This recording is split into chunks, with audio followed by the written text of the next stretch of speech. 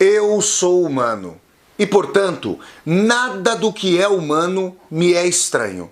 Assim falava o poeta e dramaturgo romano Terêncio, e assim falo eu, Flávio Ricardo Vassoler, escritor, professor e youtuber. E hoje, em mais uma resenha de filme aqui no meu canal do YouTube, Flávio Ricardo Vassoler, eu trago para vocês uma discussão a respeito do filme Matrix, The Matrix, obra-prima do cinema de 1999, que contou com a direção das irmãs estadunidenses Lana e Lily Wachowski. Eu já vou começar a falar sobre esse filme que tantas alegorias e tanta atualidade guarda. Mas antes, eu quero conversar com você que está assistindo a esse vídeo.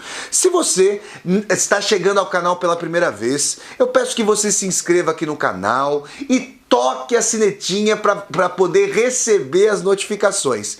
E se, ao fim do vídeo, você gostar da discussão, do conteúdo da discussão dessa resenha, dê um like no vídeo, curta esse vídeo e deixe aqui o seu comentário abaixo desse vídeo para eu poder conversar com você. Tudo bem? Então vamos lá, gente. Resenha sobre o filme Matrix, The Matrix, de 1999, com direção das estadunidenses Lily e Lana Wachowski.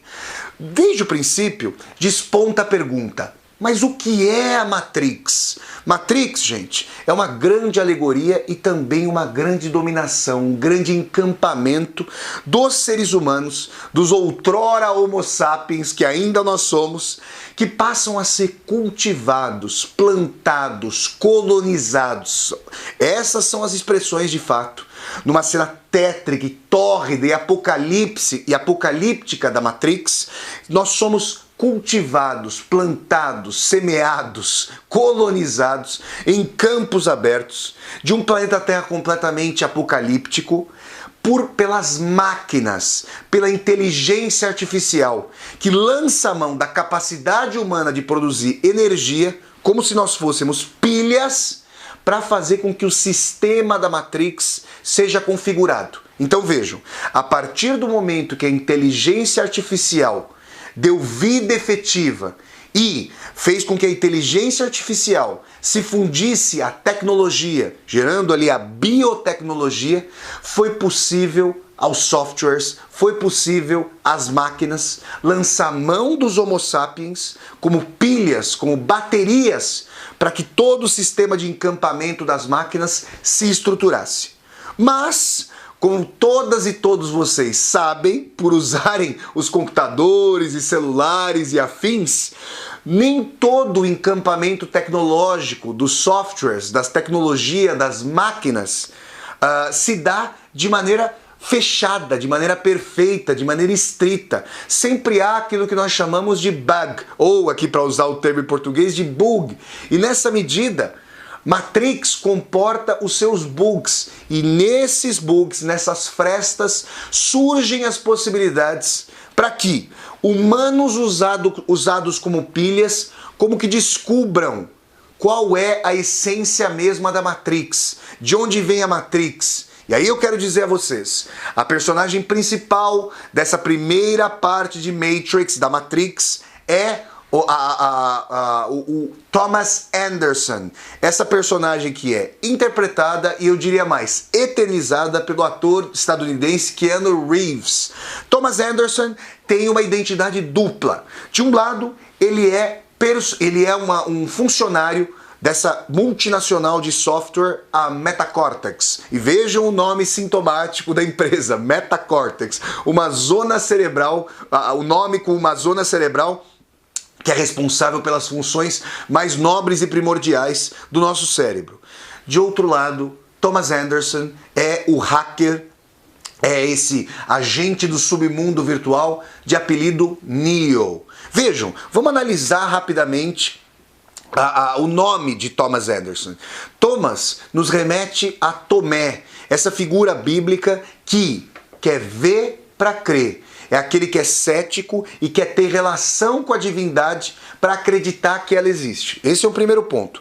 E Anderson, esse filho de Ander, E do alemão nós temos o ander, que é o outro. Então Thomas Anderson, quer ter a alteridade daquela vida holográfica, simulada da Matrix, para perceber primeiro o que é a Matrix e depois, para além da Matrix, o que seria a verdade. Tudo isso é muito importante. Por quê? Porque nós temos em Matrix um programa, uma constituição de simulação que faz com que as pessoas, com que os homo sapiens colonizados como pilhas e baterias, vejam a realidade, interajam com a realidade, tomem a realidade como dada, como nós aqui, na nossa civilização, consideramos que há casas, famílias, escolas, escritórios, indústrias, parques, motéis, hotéis, comida e assim por diante.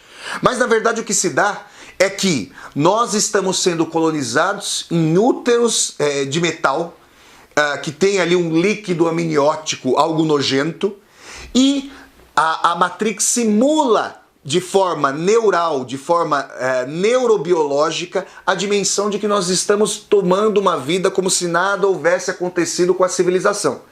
Neo está em busca dessa resposta.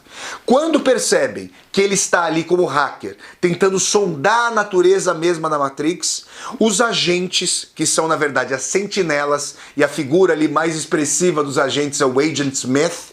O que são as sentinelas? As sentinelas são justamente as respostas virtuais do sistema em relação aos desvios padrões, aos bugs que vêm à tona. Então as sentinelas, elas querem eliminar os erros que o sistema gera de homo sapiens nascidos dentro da Matrix, e ela também quer chegar aos códigos da cidade de Zion, de Sião, para destruir o último reduto humano contra as máquinas. Vejam vocês, o último reduto humano contra as máquinas. Existem pessoas em Zion, em Sião, que não nasceram dentro da Matrix. Então é o último bastião mesmo. Muito bem. Junto com o Neo, conversando com o Neo, existem ali ao menos duas personagens, eu vou citar as mais importantes, existem outras ali que fazem parte de uma nave comandada pelo Morfeu. E o Morfeu tem ao seu lado a Trinity. Vamos falar dessas duas personagens fundamentais. Morfeu, esse nome, remonta à mitologia greco-latina, greco-romana. Por quê? Morfeu, na mitologia, é o filho de Hipnos. E Hipnos é o deus do sono. Vejam que vocês vão associar o nome de Hipnos à dimensão de hipnose. Morfeu é alguém que, alado, entra no nosso sonho. E o que ele vai fazer com o sonho desperto, o sonho de olhos abertos, o sonho diurno do Neo? Ele vai trazer a dimensão de escolha, para que o Neo possa decidir se vai permanecer em seu sonho dogmático, em seu sonho falseado, ou se ele vai sair dessa realidade simulada, desse simulacro. Ao lado do Morfeu, nós temos a Trinity. E juntando essas três personagens, o Morfeu, que acredita que Neo é o escolhido, que acredita que Neo é a figura do Messias. Vejam, existem várias relações em Matrix, colocando o Velho Testamento junto com a mitologia. É algo muito polissêmico, algo muito plural, algo muito rico. Morfeu acredita que Neo é o escolhido para libertar os seres humanos do domínio da Matrix.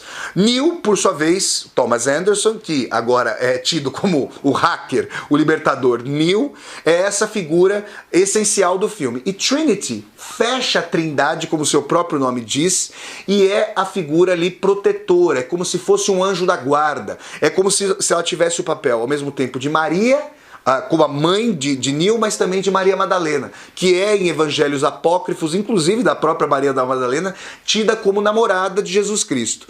E aqui nós temos essa trindade fundamental, e nós chegamos a um determinado momento, quando Neo é levado para a sede de domínio ali das sentinelas, é colocado nele um rastreador, um bichinho nojento que entra no seu umbigo. Depois ali, as figuras humanas que querem sair da Matrix o levam, tiram esse rastreador de dentro da barriga do Neo, numa cena antológica em que se usa um aparelho ali, e Neo vai conversar pela primeira vez com o Morfeu. E essa é a cena emblemática do Matrix 1. O Morfeu abre as mãos para o Neo e lhe apresenta duas pílulas. Uma pílula vermelha e uma pílula azul. Se eu não estou enganado aqui, a pílula vermelha tem o poder para desconfigurar as categorias de Matrix. Ou seja, tem o poder para fazer com que Neo nasça para além do seu cultivo neuroenergético como pilha da Matrix. E se ele tomar a pílula azul, ele vai voltar para o engodo, ele vai permanecer no âmbito daquilo que nós vamos chamar de ideologia. Aliás, eu quero usar duas metáforas, eu quero abrir parênteses aqui e usar duas metáforas. Primeiro, a ideologia tal como Marx e Engels a entenderam no livro A Ideologia Alemã, de 1846. E depois eu quero falar de uma dimensão de tensão entre essência e aparência que aparece ali, que vem à tona no mito da caverna, esse momento maravilhoso da República, do filósofo grego Platão. Vamos lá. Marx e Engels, ali no livro de 1846, A Ideologia Alemã, vão dizer em determinado momento que um dos aspectos da ideologia, entre os vários, que despontam em meio à tradição marxista, é a dimensão de que as classes dominantes, nos seus representantes ideológicos e intelectuais, distanciados do processo mesmo de metabolização, de reprodução da realidade histórico-material, a classe dominante com seus representantes, sejam eles cônscios ou incônscios ou inscientes dessa dimensão, ela pode gerar aspectos ideológicos, mistificados, narrativas para compreender a dinâmica mesma da realidade, que invertem as dimensões efetivas e concretas e pragmáticas do processo de reprodução da realidade. Como que aconteceria em uma câmara escura? O processo da câmara escura, que ia gerar a fotografia, estava vindo à tona ali em meados do século XIX. Então Marx e Engels usam essa analogia para dizer que a imagem ali projetada no fundo da parede de uma câmara escura, ela é invertida. E o que acontece dentro da câmara escura seria o processo de ideologia, no sentido de falseamento da realidade. Aqueles que não estão vinculados ao processo, ao metabolismo mesmo de reprodução da realidade, haveriam de forma invertida, de forma falseada, para legitimar o processo de dominação que exercem. Esse é um dos aspectos, não é apenas o único processo, mas é um dos aspectos da ideologia sobre o qual Marx e Engels falam. E se vocês pensarem na Matrix, vocês têm justamente esse processo de inversão. Já Platão, ali na sua República, em um dos livros da sua República, vai trazer uma história que vai trazer um mito ali, justamente o mito da caverna, uma história que vai entrar ali para os anais, para a história do nosso imaginário sobre as dimensões de tensão entre a aparência e a essência da realidade. Imaginem vocês, pessoas acorrentadas à parede de uma caverna, que não podem olhar para o lado, que não têm ciência uns dos outros, e que só conseguem, na posição aguilhoada e determinada e fustigada em que estão, olhar para frente. Elas conseguem olhar para a parede de uma caverna e sobre essa parede se projetam algumas sombras que elas não sabem que são sombras, móveis ali, que elas tomam como a essência mesma da realidade, que elas tomam por deuses. Vejam vocês. Com o tempo, com a oxidação dessas correntes, se apresenta a possibilidade de essas pessoas saírem ali. Então elas poderiam usar os músculos pela primeira vez, se mover pela primeira vez e inclusive elas puderam chegar à boca da caverna, à entrada da caverna. Lá elas tiveram um choque brutal. Por quê? Porque elas perceberam que aquelas sombras projetadas na parede da caverna eram justamente sombras e não a realidade mesma. Sombras do quê? Havia mercadores passando com seus produtos, com as suas mercadorias por sobre as costas, caminhando rente à entrada da caverna, e o sol, batendo a sua luz, trazia uma projeção do movimento desses mercadores por sobre a parede final da caverna. Percebam, como é que você se sentiria se tivesse a dimensão de que toda a sua vida foi um simulacro, foi uma simulação, foi uma projeção e não a realidade mesma e tangível das coisas? Como é que você se sentiria se a sua mão não fosse a sua mão de carne e osso, fosse uma simulação da mão, e todas as sensações de prazer, a de dor você gostaria de deixar de lado, mas as sensações de prazer, de felicidade, de alegria e de reconciliação fossem um engodo. É nessa medida que o mito da caverna platônico e a noção de ideologia em Marx e Engels, na ideologia alemã, são dois momentos fundamentais para nós compreendermos a essência mesma da Matrix. E quando Neo toma a pílula vermelha, vejam, Morfeu lhe estende as duas mãos e Neo toma a pílula vermelha, ele opta por desconstruir a ideologia e o simulacro, as sombras da Matrix, usando o conceito de Marx e Engels e usando a dimensão da alegoria platônica. Num primeiro momento, ele sente náusea, sente nojo, se apega àquela dimensão da qual ele quis abrir mão, para descobrir a essência mesma da Matrix. Ele chega a vomitar. É famosa essa expressão ali na Matrix, bem-vindo ao deserto do real. Quando Neo descobre que a Matrix é um sistema de encampamento virtual, digital, um software para simular a realidade, ele sente uma dor profunda, pois tudo o que havia vivido até então não passara de um engodo para absorver, para drenar a sua energia. Muito bem, esse é um aspecto fundamental. Agora, o que é preciso fazer?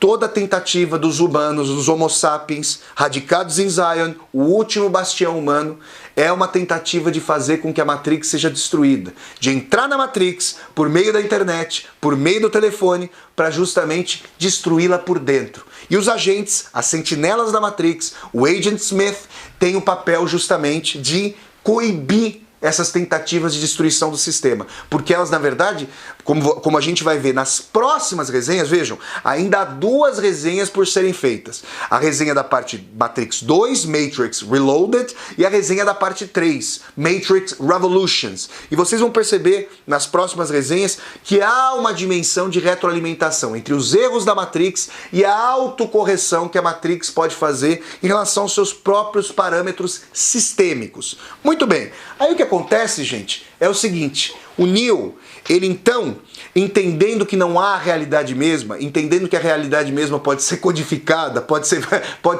ela pode ser aprendida com uploads de programas, ele passa a lutar jiu-jitsu, kung fu, judô, karatê, ele passa a aprender as mais diversas línguas e ele consegue, percebendo que a realidade não é tangível, mas é a projeção mesma da realidade, ele consegue então se tornar um mestre para coibir, para lutar contra a Matrix. E outra cena simbólica da parte 1 é o encontro do Neo com o oráculo. Outra figura aí da mitologia grega, o oráculo de Delfos. Aqui o oráculo reeditado, uma senhora muito simpática que faz biscoitos e oferece para o Neo. Será que o Neo está determinado como um destino? Será que ele vai percorrer como Messias, como o escolhido, e essa palavra é utilizada, the chosen one, o escolhido, como aconteceu com a paixão de Cristo? Vamos lembrar rapidamente dos evangelhos? Nós temos ali que Jesus Cristo é na tradição, na interpretação tradicional do judaico-cristianismo, Jesus Cristo é essa figura que vai passar pela paixão. O que é a paixão? A consecução do caminho de Jesus Cristo, sendo utilizado como Cordeiro de Deus para expiar os nossos pecados. E nesse sentido estava posta, desde o início, a sua trajetória de crucificação. Essa é a interpretação tradicional.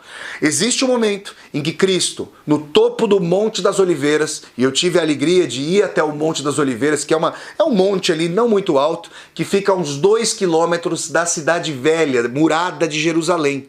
Cristo ali no Monte das Oliveiras tenta se rebelar contra o seu destino transcendental que vai fustigar o seu corpo, a sua carne, a sua natureza perecível humana. Cristo tinha essa natureza dual, nessa concepção aí judaico-cristã, de natureza eterna de espírito e natureza perecível de corpo, de carne. E aí ele fala para Deus: afasta de mim esse cálice, essa dor, mas seja feita a tua vontade e não a minha. E aí Cristo vai consumar a trajetória da paixão. Vocês vão ver ao fim dessa trilogia de resenhas sobre Matrix, que vai acontecer algo parecido com o Neo. Ele vai ser entregue em holocausto. Isso é muito importante. Mas é importante dizer que o Neo justamente vai lutar, vai passar por essa trajetória, vai aprender tudo isso e quer saber, será que eu controlo a minha vida? Será que eu tenho a dimensão? Isso é o que o Neo quer ter para si.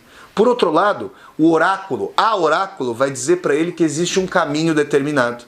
Mas vai falar, você acredita que é o escolhido? Ele vai dizer que não, a despeito daquilo que o Morfeu acha e acredita, como sendo a natureza do Neo.